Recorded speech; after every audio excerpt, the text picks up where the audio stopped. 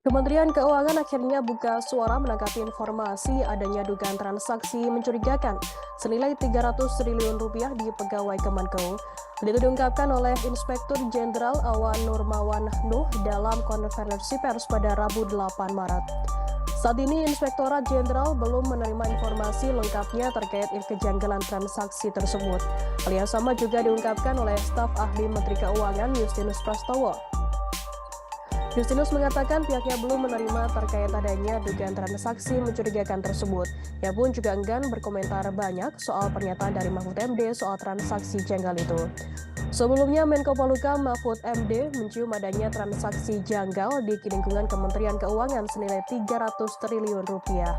Mahfud MD menyebutkan ada sebanyak 460 pegawai yang terlibat dalam transaksi mencurigakan tersebut. Pergerakan uang mencurigakan tersebut telah dilaporkan sejak tahun 2009 hingga tahun 2023 ini. Ada sebanyak 160 laporan namun tidak ada kemajuan informasi.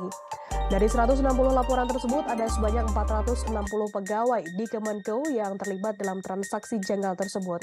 Hal itu diungkapkan oleh Mahfud MD yang diunggah oleh akun YouTube Kemenko Polhukam pada Rabu 8 Maret petang.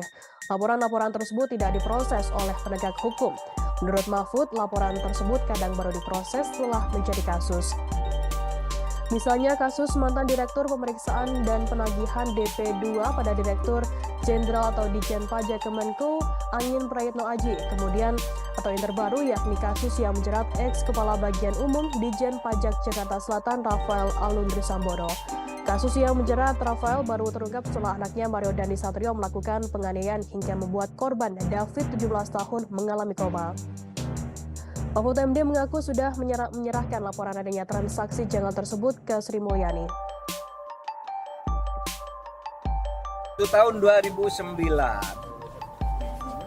sampai 2023 ada 160 laporan lebih 160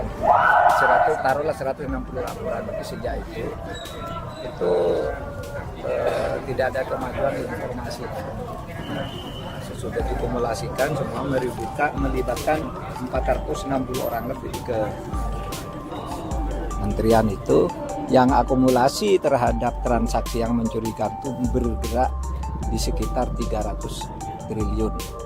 Tapi sejak tahun 2009 karena laporan tidak diupdate, tidak diberi informasi respon.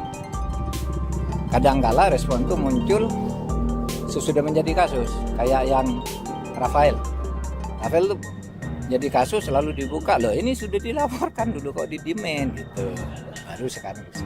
Dulu Angin Prayitno sama, nggak ada yang tahu sampai ratusan miliar diungkap oleh KPK baru dibuka. Nah itu saya kira karena kesibukan yang luar biasa sehingga perlu sistem aja ya. Menurut saya sangat hormat dan salut pada Bu Sri Mulyani yang begitu hebat itu untuk membersihkan itu sudah lama, mengambil tindakan-tindakan cepat, tapi menumpuk sebanyak itu karena bukan Sri Mulyani itu ganti menteri udah 4 kali kan kalau sejak tahun 2009 tidak bergerak dan keirjenan baru memberi laporan kalau dipanggil kali, sehingga Pak itu hanya kecil-kecil itu kan ya tidak ada masalah gitu. Ternyata kalau mau dianggap tidak ada masalah, sekarang ada masalah. Tidak apa-apa, kira kita harus membantu Bu Sri Mulyani. Bu Sri Mulyani sedang menyelesaikan itu dan kita tidak bisa menyembunyikan apapun kepada masyarakat sekarang. Tidak tahu dari saya, tahu dari orang. Tadi ada yang tanya, ya seperti Anda tadi tanya, tadi juga ditanya, Pak kok ada data baru 500 miliar siapa itu? Si Rafael ya. Lalu yang satunya itu apa ya, ada yang 3.000, udah tahu semua. Ya kita nggak boleh berbohong.